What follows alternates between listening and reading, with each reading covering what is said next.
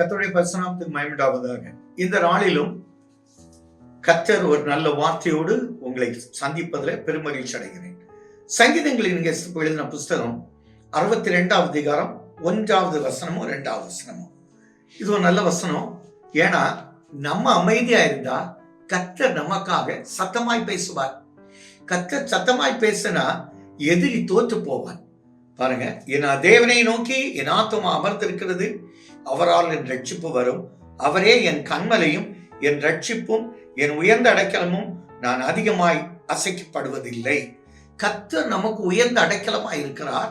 நம்ம பயப்பட வேண்டிய அவசியமே இல்லை. நம்ம சும்மா இருந்தா போதும், ரட்சிப்பு தானா வரும். எப்படின்னு கேட்டீங்கன்னா, 8ஆம் வசனத்துல பாத்தீங்கன்னா, மோசேயும் ஆரோனை குறித்து சபையார் எல்லாம் கூட்டம் கூடி பெரிய பிரச்சனை பண்ணிட்டு இருக்காங்க. இந்த பிரச்சனையை பார்த்த ஜனங்களை பார்த்து சொல்றாரு. பாருங்க, 16:3 மோசேக்கும் ஆரோனுக்கு விரோதமாய் கூட்டம் கூடி அவனை நோக்கி, நீங்கள் மிஞ்சி பேசுகிற சபையார் எல்லாம் பரிசுத்தமானவர்கள், கர்த்தர் உங்கள் நடுவில் இருக்கிறார். நல்லா புரிஞ்சுடுங்க, கர்த்தர் நம்ம நடுவில் இருக்கிறார். மோசேக்கும் ஆரோனுக்கு விரோதமா பயங்கரமா போராட்டம் பண்றாங்க. உங்களுக்கு விரோதமாய் போராடிட்டு இருக்காங்களா? உங்களுடைய இந்த உலகத்துல எந்த காரியத்துல நீங்க அலுவலகத்துல இருக்கிறதுல போராடுறாங்களா? உங்க ப்ராப்பர்ட்டியில ப்ராப்ளமா, அல்லது சபையில ப்ராப்ளமா, அல்லது எந்த குடும்பத்துக்குள்ளையா?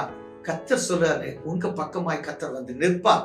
ஏன்னா மோசேயும் ஆரோனும் அடுத்த அதிகாரத்துல பாத்தீங்கன்னா, இந்த 17வது அதிகாரத்துல சொல்லி இருக்கோம், நான் தெரிந்து கொள்ளுகிறவனுடைய கோல் துளிர்க்கும்.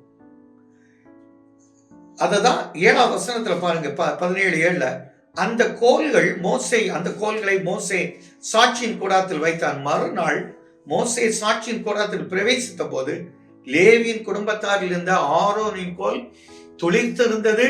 துளிர் விட்டு பூத்து வாதுமை பழங்களை தந்தது. நல்ல புரிஞ்சுடுங்க, காய்ந்து போயிருக்கும், சரீரம் வறண்டு போயிருக்கும், வியாதியினால, துன்பத்தினால, நம்பிக்கை எத்து போயிருக்கும். ஆனா இன்னைக்கு சொல்லுகிறார், யார் உங்களை புறக்கணித்தார்களோ, யார் உங்களை அற்பமா நினைத்தாங்களோ, உங்களை வியாதியா துன்பமா எல்லாவற்றிலும் கர்த்தர் உங்களுக்கு விடுதலை கொடுத்து உங்களை துளிர்த்து பூத்து காய்த்து பழங்களை தர, நல்ல செல்வமாய் வாழ கர்த்தர் கிருபை கொடுப்பார். நல்ல தகப்பனே, புறக்கணிக்கப்பட்டோம், அற்பமாய் நினைக்கப்பட்டோம் ஆண்டவரே, வார்த்தைகளால், கடுமையான வார்த்தைகளால் அர்ச்சிக்கப்பட்டோம். ஆனால் கர்த்தர் இப்படிப்பட்ட மனிதர்களுக்கு முன்பாக எழுந்து நிமிர்ந்து நிற்கப்படும்படியாக எங்க கோல்கள் காய்ந்து பகுதிகள் தாப்பனை துளிர் விட்டு காய்த்து பூத்து காய்த்து கனி கொடுக்க ஆண்டவர் சித்தமா இருந்தீங்க. அப்படி ஆசீர்வாதத்தை நன்மை நல்ல பிதாவே. ஆமென்.